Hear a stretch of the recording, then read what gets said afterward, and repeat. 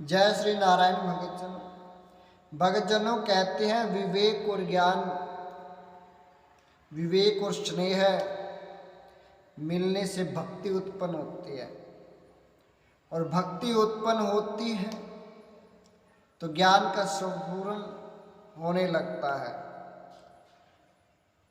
पुरुष कमा सकता है वह ज्ञान स्वरूप है। स्त्री का हृदय कोमल होने के कारण वह समर्पण करती है, और वह स्त्री क्रिया शक्ति है। क्या है? क्रिया शक्ति है। तो इसी प्रकार बहुत जनों को आश्चर्य हुआ कि कर्दम ऋषि ने भगवान के समक्ष होने पर भी उन्होंने मुक्ति क्यों नहीं मांगी, उन्होंने स्त्री का चयन क्यों किया। ये बात उन्होंने क्यों भगवान से के नहीं कही कि नहीं मुझे स्त्री नहीं चाहिए, मुझे मुक्ति चाहिए। तो क्या होता है कि कहा जाता है कि भगवान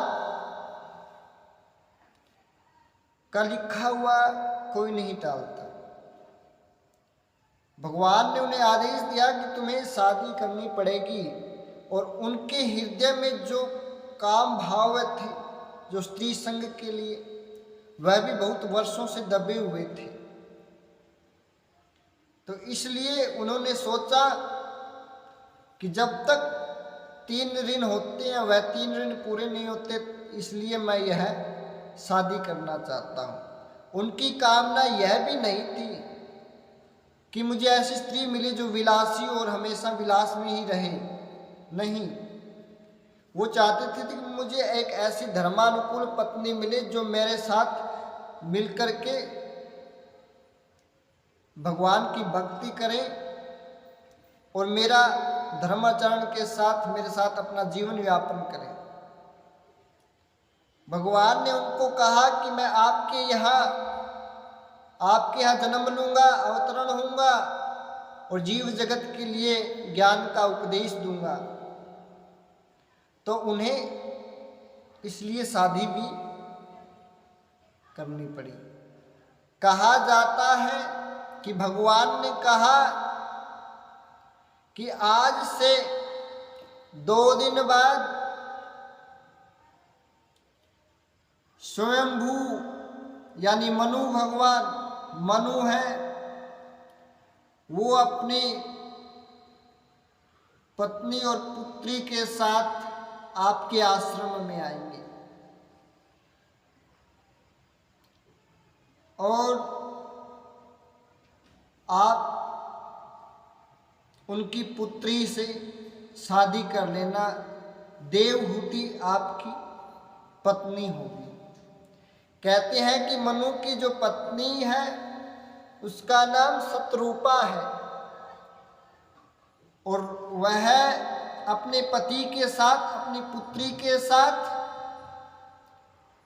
2 दिन के बाद वह कर्दम ऋषि के आश्रम में पधारी आई। उन्होंने वहाँ पधारने पर कर्दम ऋषि ने मन में विचार किया कि मुझे परीक्षा लेनी चाहिए कि यह कन्या मेरे लिए योग्य है या अयोग्य। इसलिए उन्होंने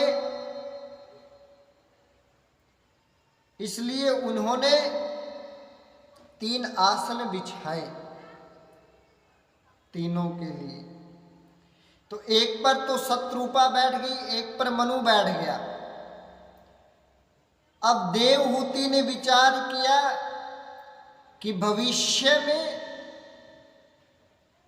कर्दम ऋषि मेरे पति होने वाले हैं, और पति ने जो दिया आसन है उस पर अगर मैं बैठ गई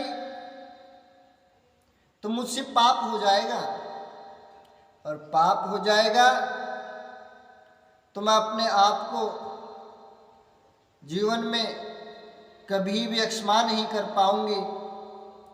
ये पहले ज़माने की बातें हैं, जब स्त्रियां हमारे भारत में ऐसी हुआ करती थी, जिसको उन्होंने मन में पति धारण कर लिया और फिर उनके पति उनको आसन दे रहे हैं और वह बैठना भी पाप समझ रही है। लेकिन आज का युग, भारत के इस युग में ऐसा नहीं है। लड़कियां आसन देने से पहले ही वहां पर बैठ जाती हैं। तो इसलिए उन्होंने यह भी सोचा कि अगर मैं आसन पर विराजमान नहीं हुई, बैठी नहीं, तो इनका भी अपमान हो जाएगा। तो वो आसन के पास में बैठ गई और आसन पर अपना हाथ रख दिया। तब कर्दम ऋषि ने विचारा कि हाँ, कन्या मेरे लिए योग्य है और मैं इस कन्या से शादी कर लूँगा। इस प्रकार से देवहूति और कर्दम ऋषि का विवाह होता है। तो अपने जीवन में हमेशा ये याद रखना चाहिए, जो हमारे भारत के जो संस्कार हैं, उन संस्कारों पर हमें चलना चाहिए। हमारी जो संस्कृति है, उस संस्कृति पर हमें चलना चाहिए। अब जैसे देवहूति ने अपने मन में धारा कि मुझसे यह पाप हो जाएगा और यह आसन तो मेरे होने वाले पति ने मुझे दिया है, अगर नहीं बैठी तो भी अपमान होगा, इसलिए वो इस आसन के पास में बैठ जाती है और उस आसन पर अपना हाथ रख लेती है। तो उनकी भी मर्यादा जो थी, वो इज्जत थी, वो भी रह गई और स्त्री यानी कि उस कन्या की भी मर्यादा रह गई। तो ऐसे संस्कार है हमारे भारत में, इन्हें अपनाना चाहिए। बोलिए श्रीमन नारायण।